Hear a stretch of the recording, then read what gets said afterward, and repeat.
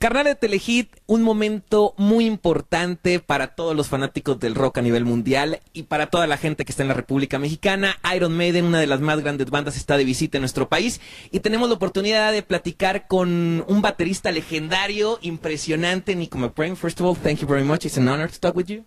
Thank you, Claudio. It's lovely to be sitting here with you, here in this wonderful city, Mexico. What could be your favorite thing when you come to Mexico? Oh, do excuse me. The beer. The beer. We have a great beer.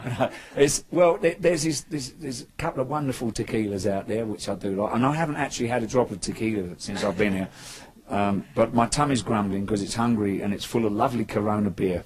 And, of course, the wonderful senoritas. I love them. Oh, gosh, stunning, wonderful.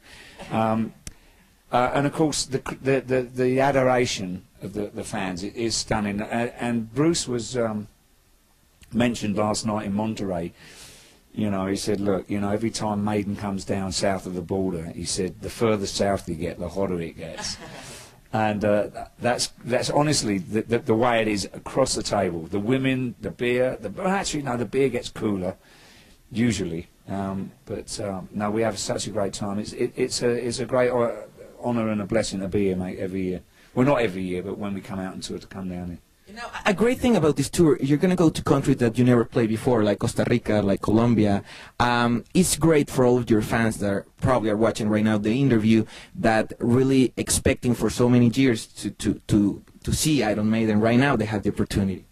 Well, yeah, that's right. You know, it's always a pleasure for us to, beg your pardon, to go to new places. You know, it's always, because there's an adventure in itself, you know. And to actually get on the stage, you know, you put us guys on a stage, it doesn't matter how big it is or where it is, we'll play the same regardless of whether there's 20 people, 200, 2,000, 20 or plus, you know.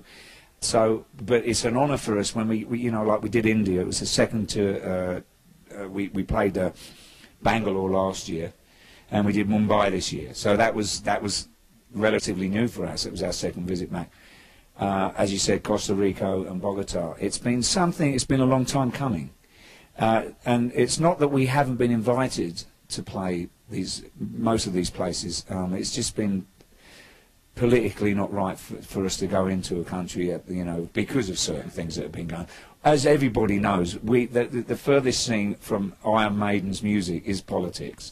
We're right about it, you know, but we don't have an opinion. You know, it's just an observation. It's life experience. Opinion. Yeah, so, you know, sometimes a country goes through their problems and it unfortunately affects the fans that want to see us because we can't come in or whatever, you know.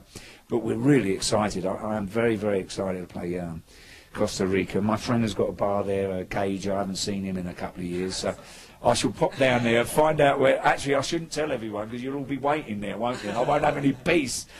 But anyway, he'll be happy because you lot will be spending money in his bar. Los Amigos, Costa Rica. Now, but yeah, and then Bogota, of course. Now, and you choose the image of Power Slave to be like the image on the tour. Why do you choose that particular album? Well, you know, we'd been out and done the kind of first 4 years, the early days deal, you know, and we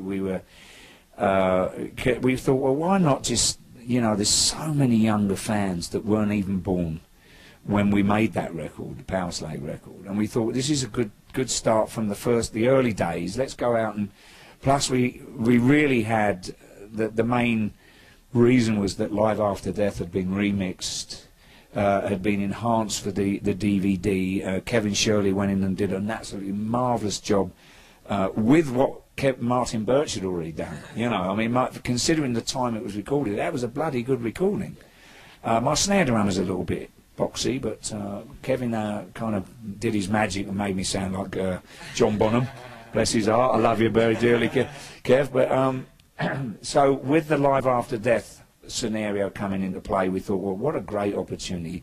Let's relive that beginning of the the real heyday for Maiden, which was that 85 tour, 84, 85, with all the pyramids and the Big Eddie and the Sphinxes, and the only thing we've missed is the Pussycats, or the mythical dogs that lived either side of the drum riser. I miss them. But the way Bruce ran legs around, he'd have impaled himself on the top of the flipping ears. But so we decided not to put them up. But we decided that it was such a part of our history that was, you know, needed to be readdressed and take it out for the many fans that have come to love this band over the last 20 years.